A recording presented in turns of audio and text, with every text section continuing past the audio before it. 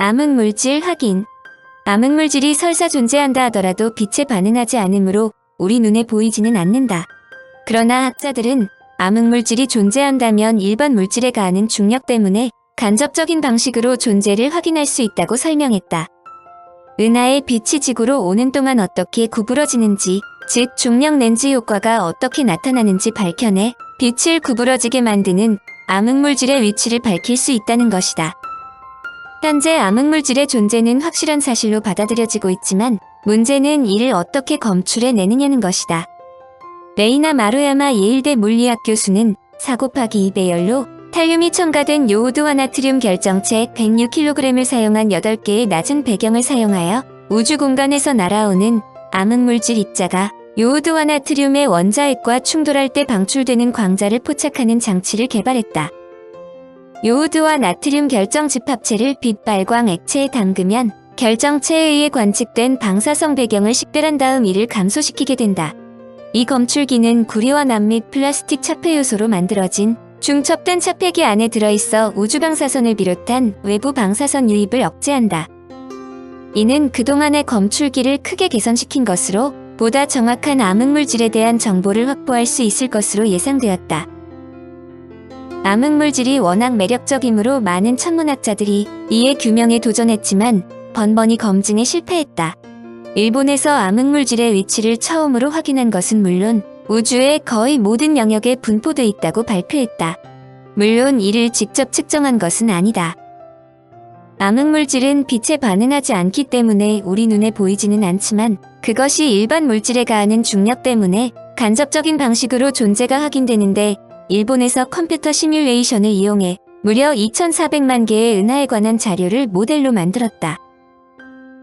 이들은 암흑물질이 각 은하들로부터 은하 간 우주까지 뻗어 있고 부근의 다른 은하들로부터 나오는 암흑물질과 겹쳐지면서 우주 전체를 감싸는 그물망을 형성한다는 사실을 발견했다.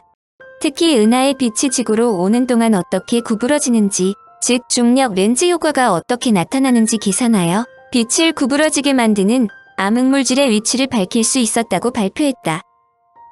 그들은 우선 은하들은 다른 은하들로부터 수백만 광년의 거리를 두고 분리된 뚜렷한 테두리 안에 한정된 영역이 아니라고 주장했다. 따라서 은하 간 우주라는 용어 자체도 맞지 않는다는 것이다. 은하들은 실제로는 눈에 보이는 일반 물질이 중심부에 몰려있고 가장자리를 암흑물질 그물이 감싸고 있는 모양으로 추정한다. 암흑물질은 이웃 은하까지 절반 거리는 가지런하게 펼쳐져 있어 우주는 은하와 관련된 물질로 채워져 있다는 것이다. 한 가지 흥미로운 사실은 우리가 은하라고 부르는 것은 이처럼 연결되는 물질 분포가 가장 높은 밀도를 이루는 것에 지나지 않는다고 설명했다. 그들은 각 은하의 중심부로부터 1억 광년에 걸쳐 암흑물질이 분포되어 있는 모습을 지도로 작성했는데 이들이 제시하는 암흑물질의 분포는 무작위적이거나 획일적이지 않으며 매우 가지런하다고 밝혔다. 참고적으로 많은 학자들이 암흑물질을 추적하고 있는데 과학자들은 암흑물질이 윈프로 이루어져 있을 것으로 추정하고 있다. 윈프는 질량이 양성자의 몇 배가 되며 중력과 약한 원자력을 통해서만 상호작용을 한다. 중력을 이용한 간접적인 방식의 계산 결과 암흑물질은 우주를 차지하는 물질과 에너지 중 22%를 차지하는 것으로 밝혀졌다. 이는 그동안 제기된 숫자와 정확히 일치하지는 않지만 상당히 근접해 있는 것은 사실이다. 일본 측의 발표가 나오자마자 유럽 입자물리연구소 연구진은 국제우주정거장에 설치된 알파자 기분관계, 즉 AMS가 우주 생성의 비밀을 밝혀줄 암흑물질의 흔적을 발견하는 데 성공했다고 발표했다. AMS는 세계에서 가장 정밀한 입자물리 분광계로 2011년 국제우주정거장 외부에 설치됐는데 2011년 우주정거장 설치 후 약 1년 반 동안 약 40만 개의 양전자를 포착했다고 밝혔다. 이들에 의해 어둠 속에 숨어있던 암흑물질이 서서히 모습을 드러내고 있다는 설명이다. 암흑물질은 우주의 4분의 1가량을 차지하고 있는 것으로 추정되지만 아직 그 실체가 밝혀지지 않은 물질이다. 흔히 우주 최대 미스터리 중 하나로 꼽힌다. 양전자는 전자의 반물질이다. 질량, 전기량 등은 전자와 같지만 전기 성질은 양으로 반대다. 연구진은 이 양전자가 암흑물질로부터 왔을 것으로 추정했다. 암흑물질의 유력한 후보는 일반 물질과 약한 상호작용을 하는 무거운 입자다. 무거운 입자 역시 물질 반물질 쌍으로 이루어져 있을 것으로 추정된다. 물질과 반물질이 만나면 빛을 내며 함께 소멸하는데 무거운 입자의 쌍소멸 때 나온 양전자 일부가 AMS의 전자석에 포착됐을 것이란 게 연구진의 추측이다. 근거는 두 가지다. 첫째는 양전자가 발견된 에너지대가 연구진이 예상한 암흑물질 쌍소멸 에너지대와 일치한다. 둘째는 양전자가 날아온 방향이다. 양전자는 빠른 속도로 회전하는 중성자별에서도 방출된다. AMS에 포착된 양전자가 이런 별에서 날아온 것이라면 방향이 일정해야 한다. 하지만 실제 남은 양전자의 흔적은 일정한 방향성 없이 제각각이었다. AMS가 암흑물질의 단서를 발견했다는 소식에 세계 과학계는 환호했다. 여태껏 풀리지 않던 미스터리가 풀릴지 모른다는 기대감 때문이다. 하지만 1976년 노벨상 수상자이자 AMS 연구를 주도하고 있는 미 MIT대의 사무엘 딘 교수는 신중한 태도를 보였다. 그는 좀 더 연구를 진행해 모든 게 확실해진 뒤 논문을 발표할 것이라고 말했다. 학계는 암흑물질의 정확한 정체가 확인되는데 수년 정도의 시간이 더 걸릴 것으로 예상한다. 암흑물질 확인. 그런데 2018년 암흑물질이 확인되었다고 발표되었다. 보통 물질과 상호작용을 거의 하지 않는 기본 입자인 뉴트리노의 파동과 부딪힌 보통 물질의 원자핵이 통째로 아주 살짝 밀려나가는 현상이 처음으로 관측됐기 때문이다. 뉴트리노는 전기적으로 중성이며 질량이 거의 없는 매우 작은 입자다. 광속과 구별이 어려운 초고속으로 움직이면서도 보통 물질과 거의 반응하지 않아 유령 입자라는 별명이 붙었다. 결맞음 탄성 뉴트리노 핵산란이라고 불리는 이런 현상은 1974년에 이론적으로 발표되었으나 당대의 관측은 불가능했다. 그런데 43년 만에 이들에 대한 관측이 이뤄졌다는 발표다.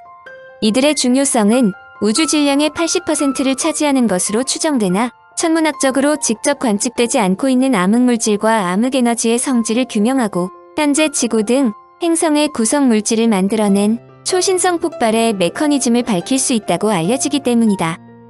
이러한 성과는 매우 정밀한 측정이 가능했기 때문이다.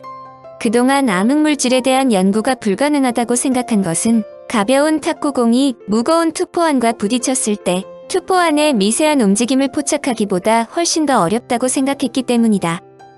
그런데 미국 오크리지 국립연구소, 한국기초과학연구원 등이 포함된 다국적 연구팀 80명의 과학자가 참여한 국제공동연구진 코이어런트 콜래버레이션은 CNUNS 관측 결과를 발표했다. 뉴트리노는 원자핵이 붕괴하거나 핵끼리 융합하는 과정에서 방출되며 핵융합이 일어나는 태양의 중심부에서도 발생한다.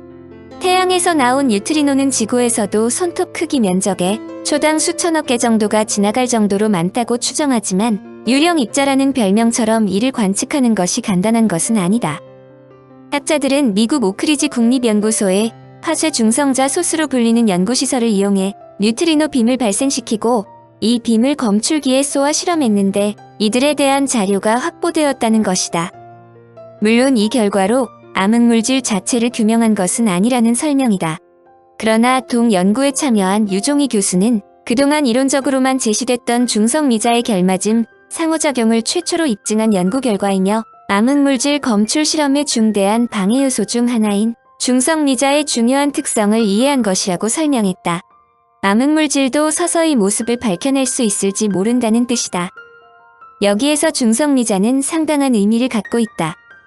중성미자는 다른 기본 입자들과 매우 약하게 반응해 유령 입자라는 별명으로도 불리며 전자와 뮤온, 타우 등 세 가지 종류로 형태가 수시로 바뀐다. 비활성 중성미자는 이론적 존재가 제기됐지만 실험을 통해 입증되지는 못해왔다.